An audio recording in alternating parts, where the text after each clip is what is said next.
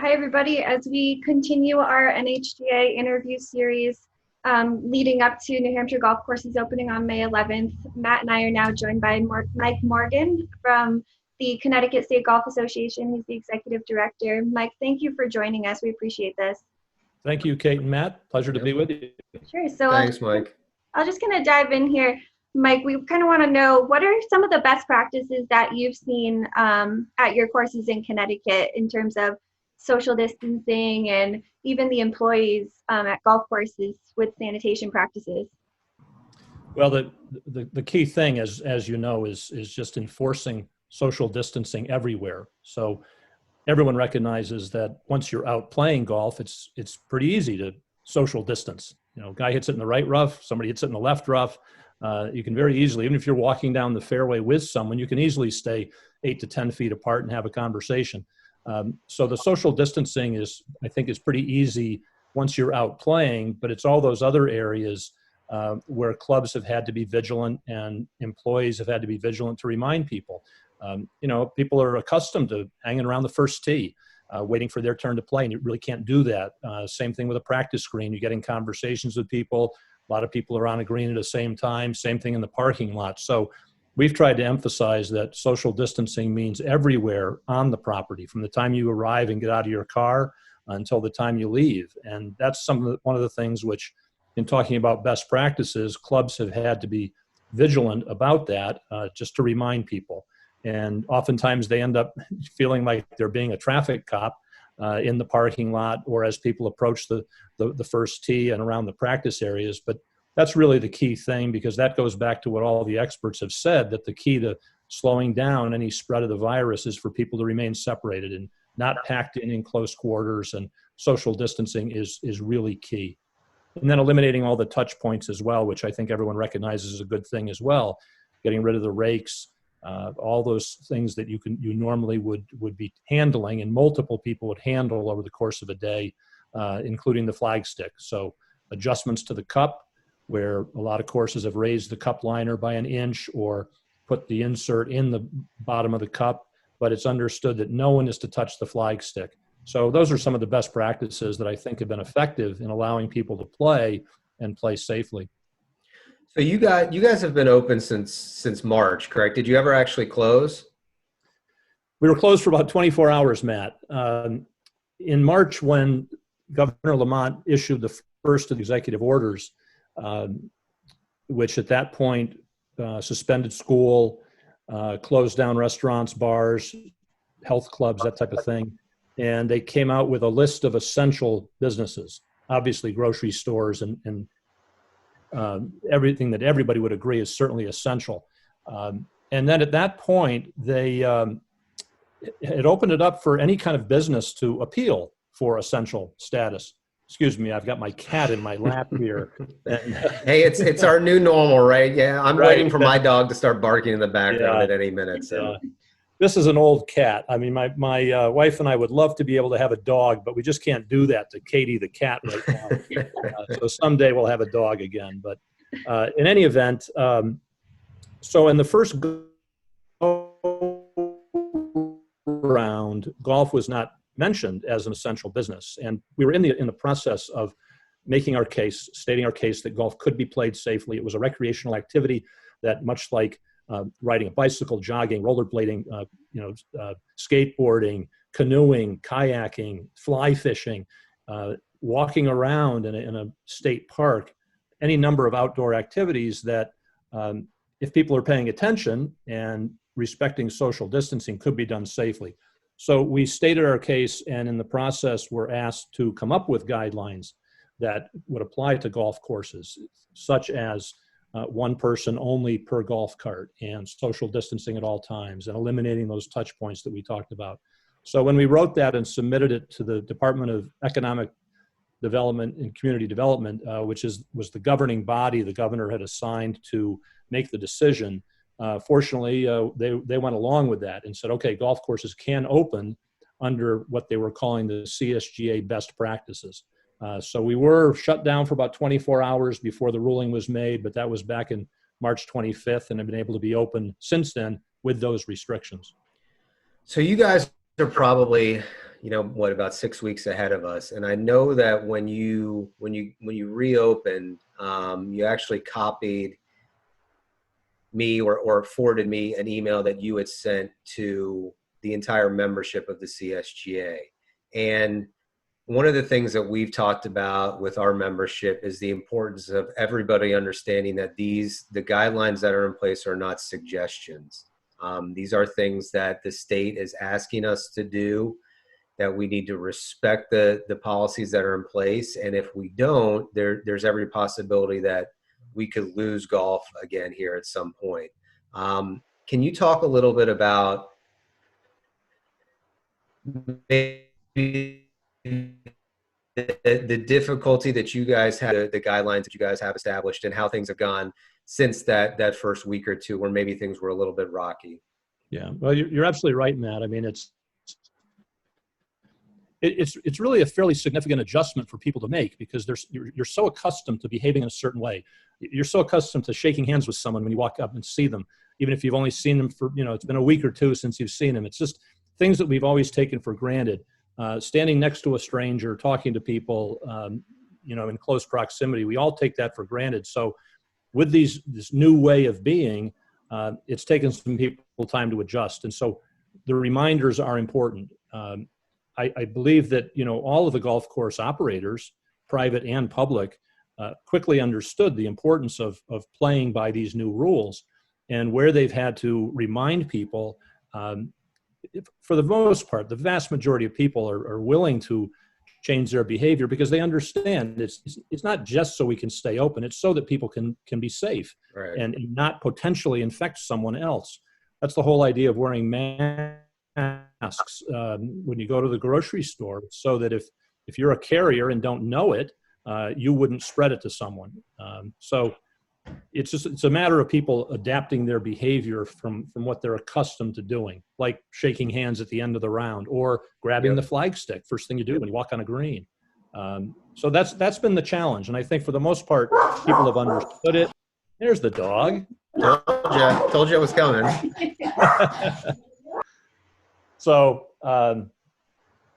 anyway, that's some of the things that you face in terms of reminding people and hoping people adhere to it. Kate, you go. He's still barking. Okay. So Mike, at the association level, I guess we're curious, what are some of the frequently asked questions that you're getting from both golfers and from courses? Sure, Kate. We actually put out an FAQ for people, because we were getting so many of the same types of questions. When you say one person per cart, and people easily understand the reason for that, the first question you get is, well, what about a husband and wife, or roommates, or a father-daughter, father-son, mother-daughter, people that live together? And sure, that makes perfect sense, that if you spend all day together in the same house, of course, when you're in a car together, or then you're in a golf cart together, why not? We recommended that those folks still abide by one person per cart, in many ways, to set a good example and help everyone get in the habit of the new way of doing things. And also because of the optics of it, if someone's playing and they're 2 fairways over and they see 2 people riding in a cart, they have no idea if the people are roommates and live together, or if they're just 2 people that are breaking the rules or have forgotten the rule. But that's a frequently asked question. What about people who live together? Now, there have been clubs, and some private clubs, you imagine a small private club where everyone knows everyone. Mm-hmm. They are allowing couples, roommates, people who live together, to ride together, and they put a handicap flag on the cart, so that everyone knows those people 2 fairways over, that's a couple, they live together. But for the most part, we just tried to enforce that and remind people the explanation for why is one person per cart, even if 2 people live together. So I'm going to refer to my frequently asked questions, since you have over here. I like that suggestion of, having an indicator for, yep, these people actually live together. Could be something that we suggest to our clubs, obviously, because of those optics that you mentioned. Right. Yeah, and we had that stipulation in the first go around, that the state is allowing folks that live together, family members, to actually share a cart right off the bat. But you're right. That's a good suggestion for the clubs, because then they're inevitably going to have to field questions about why there are actually two people in a golf cart. Right. Another question we had is related to wearing masks. The governor a couple of weeks ago in the latest update of an executive order said that anyone who cannot maintain social distance because of their job, think in terms of a checkout clerk at a grocery store. You're going to have a regular, even with plexiglass barriers up, you're going to have often times where you're going to be within 6 feet of someone. So the governor's order said that anyone wearing a mask who can't maintain social distance at all time would have to wear a mask in public. But we got that question from a number of people. Do I need to wear a mask when I play golf? Do my employees have to wear masks? And again, the answer to that question was exactly what the governor had said. If you can't maintain social distance at all times, then you must wear a mask. And it could apply at a golf course. I mean, if you had someone whose job is to sanitize carts after every use, and they find themselves repeatedly in a situation where they're getting within 6 feet of someone or with people, then that person would be required to wear a mask. But again, at golf courses, because of the amount of open space, the lack of a confined area like in a checkout line, for the most part, people don't have to wear masks at golf courses. But that's been one we've been asked about. In our original best practices, caddies were not allowed, again, because of the proximity of a player and a caddy, the traditional walking caddy carrying the bag, touching the equipment all day, with someone else. But the question of 4 caddies came up, and 4 caddies are okay to use because, again, the social distance, they're going to be out 150 to 200 yards ahead every time. They could carry a rake with them and rake bunkers because rakes have been removed, but a 4 caddy could do that. They could fix ball marks. They could replace divots. Again,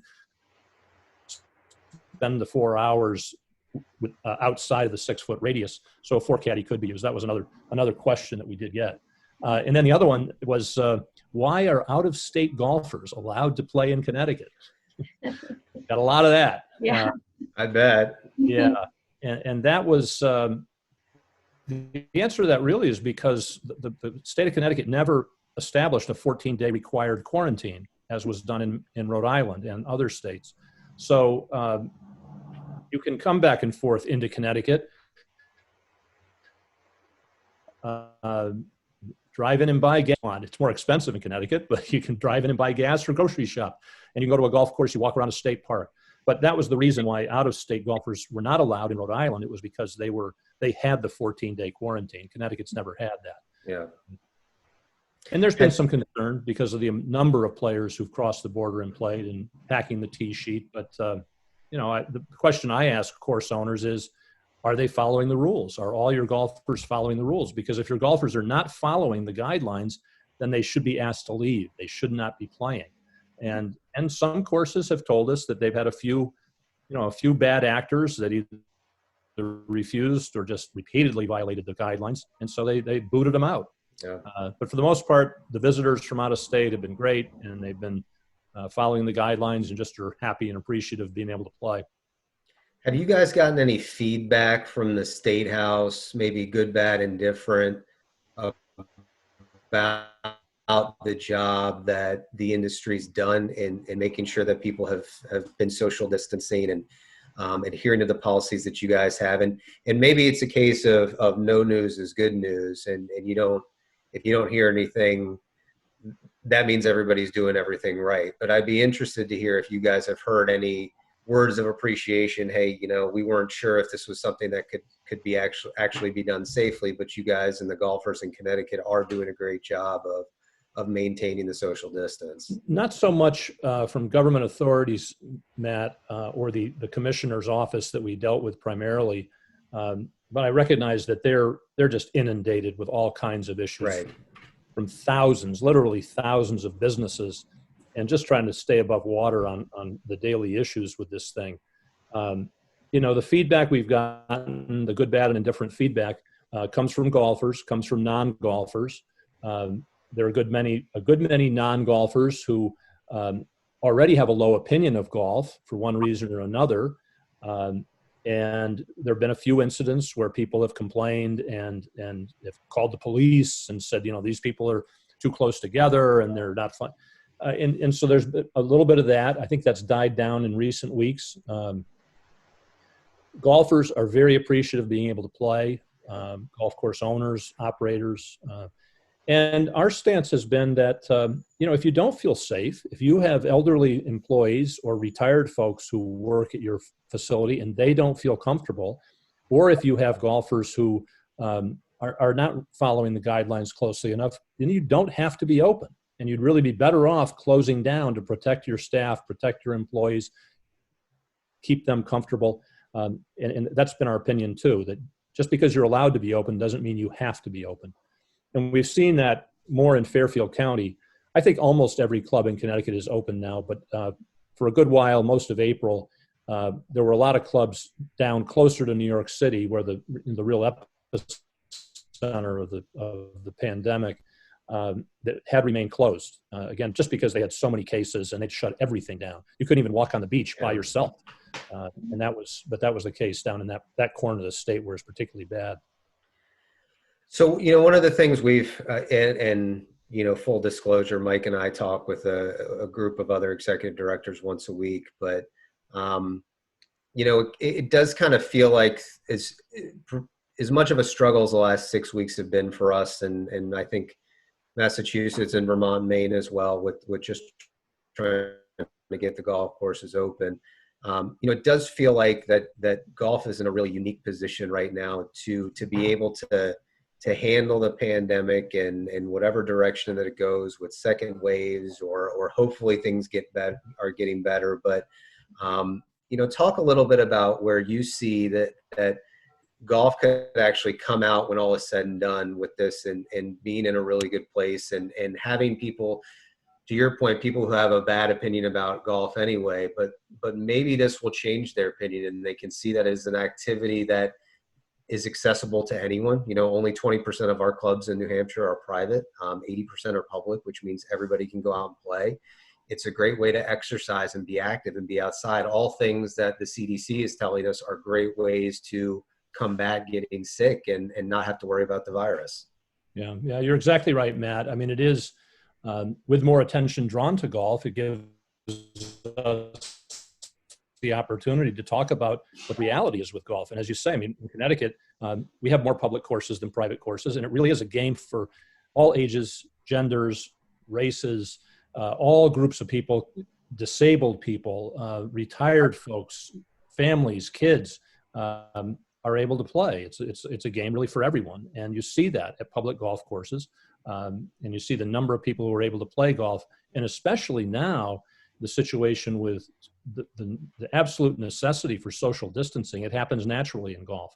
Can't imagine if our sport was wrestling or football or basketball or almost any other sport that requires, the nature of the sport requires close physical contact, actual contact with other folks, other people.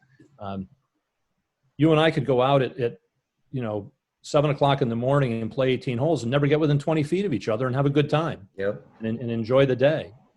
And that's the beauty of it. And you're outdoors. And that was also part of what we've all advocated for, of in this time that we're in right now, where so many people are isolated and confined, to be able to have activities where you can get outside, change your routine, get some exercise, get some fresh air is a really healthy thing to do. Just as you drive by a state park now and the parking lots are full because people just want to get out and be able to walk around and do something healthy. So hopefully when all this is over and done with, people will turn to golf as an option they may not have considered before, which will be a good thing. Yeah. All right. I have not touched a club since I think October. I did go out in my driveway and swung a weighted club a couple of weeks ago, but that's it. Have not hit a ball. Have had no time whatsoever. I mean, Yeah. I know. But we had an interview with Scott Peters a little bit earlier. He's one of our tournament players, and even he said to everything you just talked about with the health aspect of it. At the end of the day, it's therapeutic to get out there, and we're all in the game because we love the game, right? And if you don't have that love of the game and desire to play, you should probably go find something else to do. So I think at some point, I don't think it'll be Monday for me, but we'll have to organize a socially distanced staff outing here at some point before our season actually starts. Yeah, that would be great. Yeah. Well, thanks, Mike. We certainly appreciate it. It's a great perspective from down in Connecticut, where, again, golf courses have been open for about the last 6 weeks or so. But we appreciate the time. This is going to be helpful information for us at the nation level and for our members and member clubs as well. So we appreciate you taking Been a some pleasure, time this Matt. afternoon. Thanks, Kate. Really Thank you, appreciate it. Mike. And good luck to you. All right. Stay safe. Thank You you. too.